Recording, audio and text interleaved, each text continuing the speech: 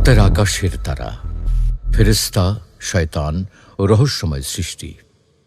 আসসালামু আলাইকুম ওয়া রাহমাতুল্লাহ। প্রিয় দর্শক, আবহমান কাল থেকে মানুষের মধ্যে জিন এবং ফেরেশতা সম্পর্কে নানা রকম ভ্রান্ত ধারণা ও কল্পকাহিনী প্রচলিত আছে। জিন কি? জিন বলে কি বাস্তবে কিছু আছে, নাকি এটা একটা নিছক কল্পনা, নাকি সমাজে প্রচলিত কোনো গাল গল্প? অথচ এটা আমাদের আকীদার একটি গুরুত্বপূর্ণ অংশ। এর সাথে নতুন করে যোগ হয়েছে তারকার রহস্য। তবে জিন, ফেরেশতা ও তারকার জগৎ সম্পূর্ণ আলাদা, কিন্তু কোথা যেন এই তিনটির মধ্যে একটা মিল আছে। তিনটাই যেন রহস্যের চাদরে মোড়া আগাগোড়া এক রোমাঞ্চকর উপাখ্যান। আর সে কারণেই তো প্রাচীনকাল থেকে আজ পর্যন্ত সবাই এগুলো রহস্য নিয়ে পড়ে যায় গোলকধাঁধায়। তবে আমাদের জন্য এটা কোনো সমস্যা নয়, কারণ আজ আমরা জিনদের অস্তিত্ব, জীবনাচার, খাদ্যাভ্যাস, বিয়ে শাদী, শ্রেণীবিন্যাস সহ জিনদের নানাবিধ কাজ সম্পর্কে, ফেরেশতাদের সম্পর্কে এবং জিনদের সাথে তারকার সম্পর্ক নিয়ে বিস্তারিত আলোচনা করব ইনশাআল্লাহ। চমৎকার এই আলোচনা শুনতে শেষ পর্যন্ত আমাদের সাথেই থাকুন। জিনদের জিন বলা হয় কেন? প্রিয় দর্শক, জিন এক অদৃশ্য সৃষ্টি। আল্লাহ তাআলা এদের আগুন থেকে তৈরি করেছেন। পৃথিবীতে এদের অস্তিত্ব ছিল, আছে এবং কিয়ামত পর্যন্ত থাকবে। পবিত্র কোরআনে আল্লাহ বলেছেন, وَخَلَقَ الْجَانَّ مِن مَّارِجٍ مِّن نَّارٍ। তিনি জিনদের সৃষ্টি করেছেন ধোঁয়াহীন অগ্নিশিখা থেকে। আরবি জিন শব্দের অর্থ আবরণ। জিন শব্দের ধাতু থেকে উৎপন্ন সব শব্দেই আবরণের অর্থ পাওয়া যায়। জিন ও মানুষের মাঝে টেনে দেওয়া হয়েছে আবরণ, ফলে মানুষ তাদের দেখতে পায় না, কিন্তু তারা ঠিকই মানুষকে দেখতে পায়। মানুষের দৃষ্টির আড়ালে থাকায় তাদের জিন বলা হয়। আল্লাহ তাআলা জিন ও শয়তানের সম্পর্কে বলেছেন, শয়তান ও তার দলবল তোমাদের যেভাবে দেখতে পায়, তোমরা তাদের সেভাবে দেখতে পাও না। ইসলাম তো বটেই, অন্যান্য ধর্ম জিনের অস্তিত্ব স্বীকার করে। খ্রিস্ট ধর্মের অনুসারীরা মনে করেন সব জিনই ইবলিস, শয়তান। তাদের মধ্যে কোনো কল্যাণ নেই। সৃষ্টিগতভাবে তারা মানুষ থেকে শক্তিশালী। তারাই মানুষের সব পাপের নেপথ্যে ক্রিয়াশীল। তাই তাদের অপবিত্র আত্মা বা শয়তানের আত্মা বলে ডাকা হয়। ইহুদিদের ধর্মীয় গ্রন্থ তালমুদ অনুসারে শয়তান অর্থাৎ জিন কয়েক ধরনের, যাদের ভিন্ন ভিন্ন উপাদান থেকে সৃষ্টি করা হয়েছে। তাদের কাউকে সৃষ্টি করা হয়েছে আগুন থেকে, কাউকে পানি থেকে, কাউকে আবার বাতাস থেকে। মাটি থেকেও তৈরি করা হয়েছে তাদের এক দলকে। তবে সবার রূহ সৃষ্টি করা হয়েছে চাঁদের আলোর এক বিশেষ ধরনের উপাদান দিয়ে। জিনদের কখন সৃষ্টি করা হয়েছে? মানুষ সৃষ্টির আগে আল্লাহ তাআলা জিনদের সৃষ্টি করেছেন। ইমাম হাকিম রহমতুল্লাহ আলাইহি বর্ণনা করেন, মানুষ সৃষ্টির 2000 বছর আগে আল্লাহ তাআলা জিন জাতিকে সৃষ্টি করেন। পৃথিবীর সর্বত্র তারা ফিতনা ফাসাদ ছড়াতে থাকে। অবশেষে আল্লাহ ফেরেশতাদের আদেশ করেন তাদেরকে পিটিয়ে সমতল ভূমি থেকে উচ্ছেদ করে সমুদ্রের বিভিন্ন দ্বীপে পাঠিয়ে দিতে। এরপর আল্লাহ যখন ফেরেশতাদের বললেন পৃথিবীতে তিনি তার প্রতিনিধি পাঠাবেন, ফেরেশতারা বলল, আপনি কি এমন জাতি পাঠাবেন যারা ফিতনা ফাসাদ ও রক্তপাত করবে, আগে যেমন জিন জাতি করেছিল? অর্থাৎ আল্লাহ সকল সৃষ্টির মধ্যে আদম আলাইহিস সালাম তথা মানুষ হল সর্বশেষ সৃষ্টি। ইবনে কাইয়িম রাহমাতুল্লাহ আলাইহি তার আল ফাওয়াইদ গ্রন্থে আদম আলাইহিস সালামকে সর্বশেষে সৃষ্টি করার পেছনে 10টি কারণ দেখিয়েছেন। তার মধ্যে কয়েকটি হচ্ছে, আদম আলাইহিস সালাম ও তার সন্তান সন্ততি এবং বংশধরদের জন্য উপযুক্ত আবাসস্থল থাকতে হবে। মানুষের জন্যই বাকি সকল কিছু সৃষ্টি করা হয়েছে। একজন দক্ষ কারিগর তার সৃষ্ট কর্মের পরিসমাপ্তি যেমন নিখুঁতভাবেই করেন, যেমনভাবে তিনি এর সূচনা করেছিলেন। আল্লাহ তার শ্রেষ্ঠ গ্রন্থ আল কোরআন, শ্রেষ্ঠ পয়গম্বর হযরত মুহাম্মদ সাল্লাল্লাহু আলাইহি ওয়াসাল্লাম, শ্রেষ্ঠ জাতি মহানবীর উম্মত মুসলিমদের সর্বশেষে পাঠিয়েছেন। এমনকি ইহকালের চেয়ে পরকালই শ্রেয়তর। অনুরূপভাবে আল্লাহ তার শ্রেষ্ঠ সৃষ্টিকে সর্বশেষে তৈরি করেছেন। শরীর কেমন? ইবলিস ও জিন সম্পর্কে আল্লাহ মানুষকে যতটুকু জানিয়েছেন, এর বাইরে তাদের অবয়ব, আকৃতি ও ক্ষমতা সম্পর্কে মানুষ তেমন কিছুই জানে না। মানুষের মতো জিনদেরও চোখ, কান ও হৃদয় আছে। আল্লাহ বলেন, আমি অনেক জিন ও মানুষকে সৃষ্টি করেছি জাহান্নামের জন্য। তাদের হৃদয় আছে, কিন্তু তা দিয়ে তারা অনুধাবন করে না। তাদের চোখ আছে, কিন্তু তা দিয়ে তারা দেখে না। তাদের কান আছে, কিন্তু তা দিয়ে তারা শোনে না। তারা চতুষ্পদ জন্তুর মতো, বরং তার থেকে নীচ। তারাই অমনোযোগী। শ্রেণীবিন্যাস, জিনদের কি নাম আছে কিংবা কোনো শ্রেণীর বিভাগ? প্রকারভেদ অনুযায়ী তাদের এক একজনের নাম কি এক এক রকম? চলুন বিষয়গুলো জেনে নিই। রাসূলুল্লাহ সাল্লাল্লাহু আলাইহি ওয়াসাল্লাম বলেছেন, জিনেরা 3 ধরনের। 1, যাদের পাখা আছে, যার সাহায্যে তারা বাতাসে উঠতে পারে। 2, যারা কুকুর ও সাপের বেশ ধরে থাকে, আর 3 হচ্ছে যারা এদিক ওদিক ঘুরে বেড়ায়, আবার কোথাও অবস্থান করে। ইবনে আব্দুল বার রহমতুল্লাহ আলাইহি বলেছেন, জিনদের বিভিন্ন শ্রেণী রয়েছে। সাধারণ জিনদের বলা হয় জিন্নি। যেসব জিন মানুষের সঙ্গে বাসা বাড়িতে অবস্থান করে তাদের বলা হয় আমির। যেসব জিন বাচ্চাদের সামনে আবির্ভূত হয় তারা আরওয়াহ। এটি রূহ শব্দের বহু বচন। যেসব জিন খারাপ হয়ে যায় এবং মানুষের ক্ষতি করতে চায় তারা হচ্ছে শয়তান। যেসব শয়তানের দুষ্কৃতি খুব বেড়ে যায় তাদের বলে মারিদ। যারা শক্তিশালী ও দুশ্চরিত্র হয়ে ওঠে তাদের বলা হয় ইফরিত। দেখা যায় না কেন? রাসূলুল্লাহ সাল্লাল্লাহু আলাইহি ওয়াসাল্লাম বলেছেন, মোরগের ডাক শুনলে তোমরা আল্লাহর কাছে রহমতের দোয়া করবে, কারণ মোরগ ফেরেশতাদের দেখতে পায়। আর গাধার ডাক শুনলে আল্লাহর কাছে শয়তানের কবল থেকে আশ্রয় চাইবে, কারণ গাধা শয়তানকে দেখতে পায়। এই হাদিস থেকে বোঝা যায় গাধা ও কুকুর জিনদের দেখতে পায়, পশু পাখিরা জিন ও ফেরেশতাদের দেখতে পায়। এটা অবাক হওয়ার কিছু নেই। আল্লাহ তাআলা প্রাণীদের এমন অনেক ক্ষমতা দিয়েছেন যা মানুষদের দেননি। নির্দিষ্ট প্রাণীর আচরণ পর্যবেক্ষণ করে ভূমিকম্পের সম্ভাবনা নির্ণয় করা হয়। ভূমিকম্পের আগমন টের পেলে সেই সব প্রাণী খুব দ্রুত পালিয়ে বেড়ায়। বিপদ খুব কাছে চলে এলে এরা কান পেতে তা শোনে। এরা এমন সব আওয়াজ শোনে যা মানুষ শুনতে পায় না। আধুনিক প্রযুক্তি এখনো এতটা উন্নত হয়নি যা দিয়ে পৃথিবীর বুকের ভেতর প্রথিত এসব ভূমিকম্প ও অগ্ন্যুৎপাত থেকে নিশ্চিতভাবে আগাম সতর্কতা লাভ করা যায়। সংঘটিত কোনো পরিবর্তন দেখে আসন্ন বিপদের খবর পাওয়া যায়।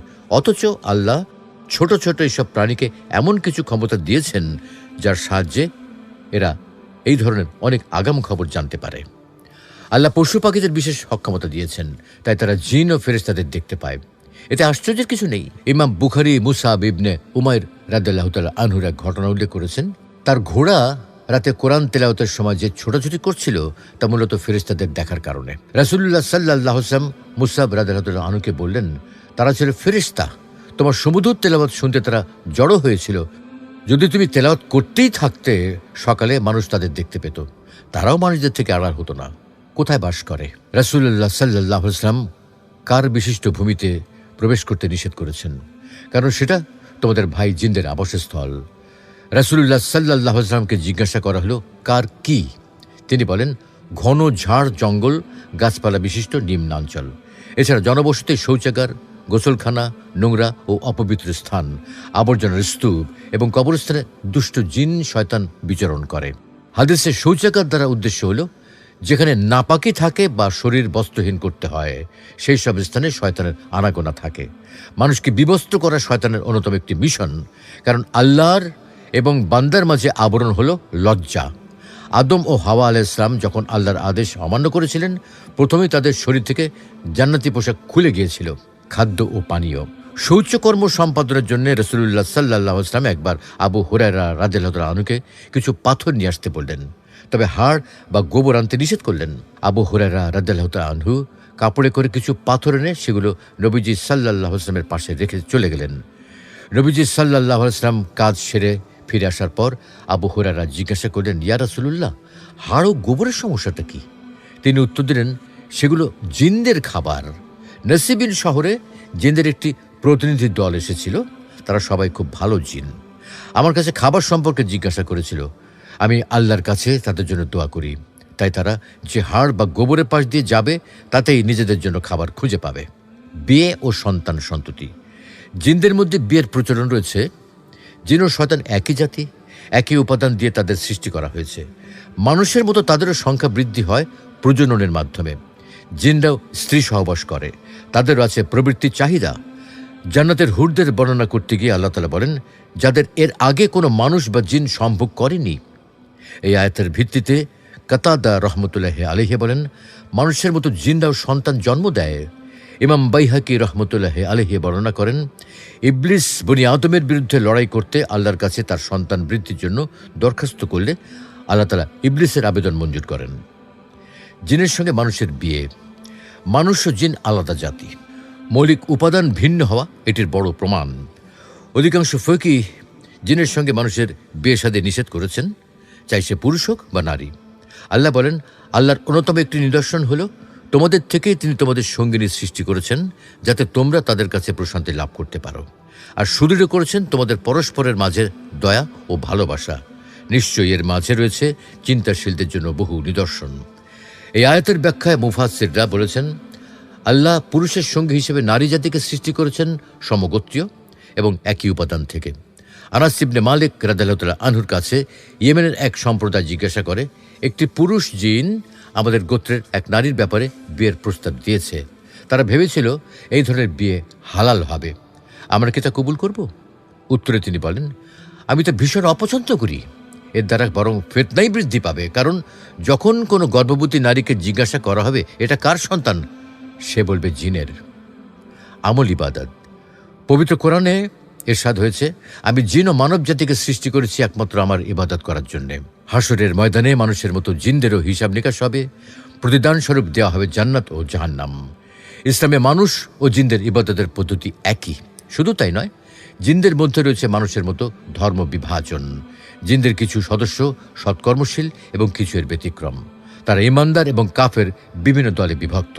তবে জিনেরা অদৃশ্য হওয়ায় তাদের আমল মানুষের দৃষ্টিগোচর হয় না। শয়তান জিন নাকি ফেরেশতা? আল্লাহ তাআলা বলেন, আর যখন আমি ফেরেশতাদের বললাম আদমকে সিজদা করো, তখন ইবলিস ছাড়া সবাই সিজদা করল। সে দম্ভ ভরে প্রত্যাখ্যান করল, ফলে সে কাফেরদের অন্তর্ভুক্ত হয়ে গেল। কোরআনের এই আয়াত থেকে কারো কারো মনে প্রশ্ন আসা স্বাভাবিক, ইবলিসকে কেন ফেরেশতাদের সঙ্গে সিজদা করতে আদেশ করা হলো? ইবলিস কি তাহলে ফেরেশতাদের দলভুক্ত? ইবলিস জিনদের একজন, তার মৌলিক উপাদান আগুন। ইমাম রাজি রহমতুল্লাহ আলাইহি 3টি দলিল উপস্থাপন করে বলেছেন, ইবলিসের জিন প্রমাণিত হওয়ার জন্য এই দলিলগুলো যথেষ্ট। 1, ইবলিসকে সৃষ্টি করা হয়েছে আগুন থেকে, পক্ষান্তরে আদমকে সৃষ্টি করা হয়েছে মাটি থেকে। 2, ইবলিসের স্ত্রী সন্তান আছে, সে বংশ বিস্তার করে, পক্ষান্তরে ফেরেশতারা এসব বিষয় থেকে মুক্ত। আর 3 হচ্ছে, ফেরেশতারা আল্লাহর আদেশ অমান্য করে না, পক্ষান্তরে শয়তান আল্লাহর আদেশ অমান্য করে। তারকা সৃষ্টির রহস্য। আমরা মহাশূন্যে কিছু ঘূর্ণায়মান ও কিছু স্থির গ্রহ, নক্ষত্র ও তারকারাজি দেখতে পাই। এরা সবাই আল্লাহর সুনির্দিষ্ট বিধানের অধীনে মহাশূন্যে অবস্থান করছে। এদের সৃষ্টির পেছনে মহান আল্লাহর আসল উদ্দেশ্য কি, সে সম্পর্কে তিনি কোরআনুল কারীমের কোথাও বিস্তারিতভাবে কোনো তথ্য প্রদান না করে থাকলেও সংক্ষেপে এইসব সৃষ্টির কিছু উদ্দেশ্য ও উপকারিতার কথা বর্ণনা করেছেন। যেমন এই সম্পর্কে আল্লাহ পবিত্র কোরআনে বলছেন, আমি পৃথিবীর নিকটতম আকাশকে প্রদীপমালা দ্বারা সুসজ্জিত করেছি, সেগুলোকে শয়তানের জন্য ক্ষেপণাস্ত্র স্বরূপ তৈরি করেছি। এই আয়াত দ্বারা তারকা সৃষ্টির পেছনে আল্লাহর একটি উদ্দেশ্য ও তার সৃষ্টির একটি উপকারিতার সন্ধান পাওয়া যায়। এসব সৃষ্টির উদ্দেশ্য হচ্ছে পৃথিবী সংলগ্ন আকাশকে সাজানো, আর এর উপকারিতা হচ্ছে যে সকল জিন শয়তান ঊর্ধ্ব জগতে গিয়ে ফেরেশতাদের কথোপকথন শ্রবণ করতে চায়, সেই সব শয়তানদের উপর তারকারাজি থেকে কোনো আগ্নেয় উপাদান নিক্ষেপ করার কাজে এইসব তারকাকে ব্যবহার করা হয়।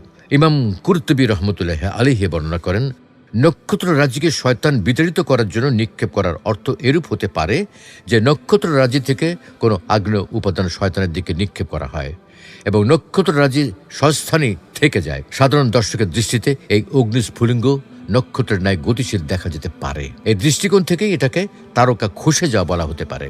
মানব জীবনে তারকা সৃষ্টির পেছনে কি উপকারিতা রয়েছে সে সম্পর্কে অন্যত্র পবিত্র কোরআনে বলা হয়েছে, তিনি পথ নির্ণায়ক অনেক নিদর্শনাদি সৃষ্টি করেছেন, আর তারকা দ্বারা তারা পথের নির্দেশনা লাভ করে।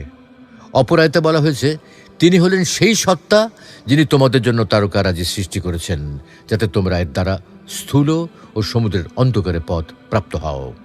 এই দুটি আয়াত দ্বারা বোঝা যায় তারকা সৃষ্টির পেছনে মানব জীবনে যে প্রত্যক্ষ উপকারিতা রয়েছে তা হলো সমুদ্র বা স্থলপথে রাতের বেলা চলার সময় তাদের সাথে দিক দর্শনের জন্য যদি কোনো যন্ত্রপাতি না থাকে, তাহলে তারা তারকার প্রতি লক্ষ্য করে পথের নির্দেশনা লাভ করবে। এই হচ্ছে নক্ষত্রপুঞ্জ সৃষ্টির পেছনে আল্লাহ তাআলার কি উদ্দেশ্য রয়েছে এবং মানব জীবনে এর প্রত্যক্ষ কি উপকারিতা তার একটি বর্ণনা।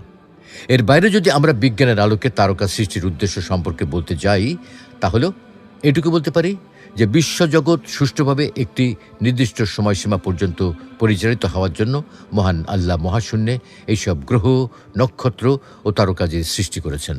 বর্তমানে বিজ্ঞানের উন্নতি হয়েছে বলেই আমাদের পক্ষে এইসব সৃষ্টির এই উদ্দেশ্য সম্পর্কে অবগত হওয়া সম্ভব হয়েছে। কোরআন অবতীর্ণ হওয়ার সময় মহাশূন্য সম্পর্কে মানুষের জ্ঞান এতদূর অগ্রসর হয়নি বলেই কোরআনে এই উদ্দেশ্যের কথা স্পষ্টভাবে বর্ণিত না হয়ে যে উদ্দেশ্য ও উপকারের কথা তৎকালীন মানুষের বোধগম্য হয়, কেবল সেই উদ্দেশ্য ও উপকারের কথাই তাতে বর্ণনা করা হয়েছে। আল্লাহ রাব্বুল আলামিন আমাদের সকলকে তার এই সকল সৃষ্টি সম্পর্কে যথাযথ ঈমান আনার তৌফিক দান করুন। আমিন।